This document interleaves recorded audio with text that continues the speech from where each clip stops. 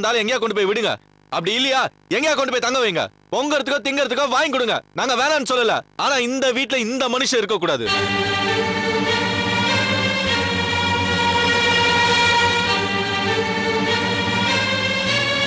மாமா, நான் சொல்றேன்னு தப்பா எடுத்துக்காதீங்க. இந்த வீடை நம்ம ஒரு கோயிலா மாத்த வேண்டாம். ஆனா ஒரு லாட்ஜா மாத்திட வேண்டாம் மாமா. பழனிய தம்பிமா, இவ்வளவு தூரம் சொல்லிட்டு இருக்கிற, அப்புறம் சொன்னதை திரும்ப திரும்ப சொல்லிட்டு இருக்கீங்க. அப்புறம் பெரியவங்களுக்கு என்ன மதிப்பு, என் வார்த்தைக்கு என்ன மரியாதை? அப்பா அது வேற இது வேற இல்ல, ரெண்டும் ஒண்ணுதான். இவன் செஞ்ச தப்பு எல்லாருக்கும் தெரியும். ஆனா நான் இப்போ தப்பு செய்ய தயாரா இல்ல. இவன் இந்த மாதிரி இருக்கும்போது இவனை நிர்கதியா விட்டுட்டு நான் மட்டும் இருப்பேன்னு நினைக்கிறீங்களா? நிச்சயமா என்னால முடியாது. இத பாருங்கப்பா, நான் ஒண்ணு தீர்மானமா சொல்லிவிடுறேன். நீங்க பேசுறது உங்களுக்கு நியாயமா இருக்கலாம், சரியா இருக்கலாம். நான் பேசுறது அநியாயமா இருக்கலாம். ஆனா இதுல ஒரு மாற்றமும் கிடையாது. நான் இந்த வீட்டுல இருக்கணும்னா என் தம்பியும் கூட இருக்கணும்.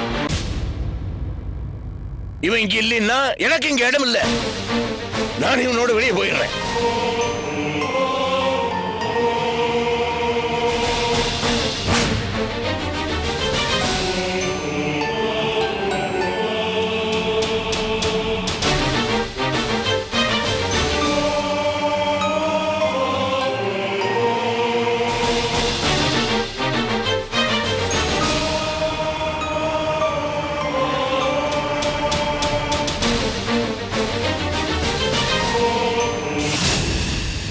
என்னப்பா இதெல்லாம் கந்தசாமி? பெத்தவளுக்கு இல்லாத கரிசனம் உனக்கு எங்கிருந்தா வந்துச்சுன்னு கேக்குறீங்களா? என்ன நீங்க அப்படி வளர்க்கலையம்மா?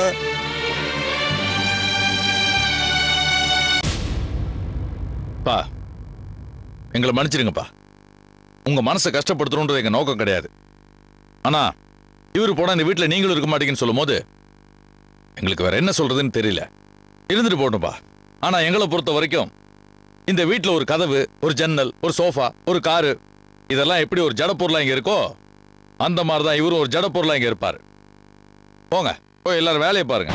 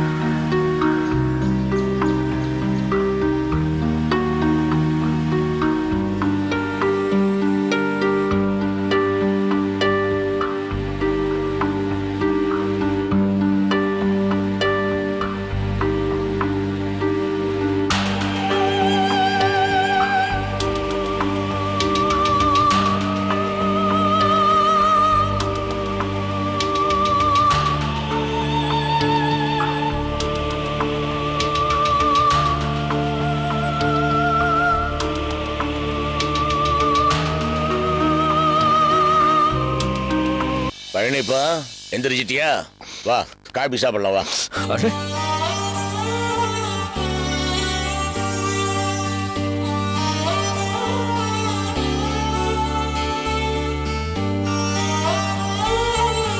என்ன மன்னிச்சிருக்க.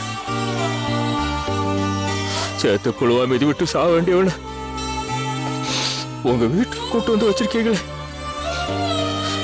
நினைச்சு பார்க்கவே ரொம்ப அவமானமா இருக்கு. பழனிப்பா, உன்னை புரிஞ்சுக்கடா. மானங்கிட்ட வாழ்க்கை வாழ்ந்த பல பேர் தான் மனம் திருந்தி ஞானிகளா மாறி இருக்கிறாங்க.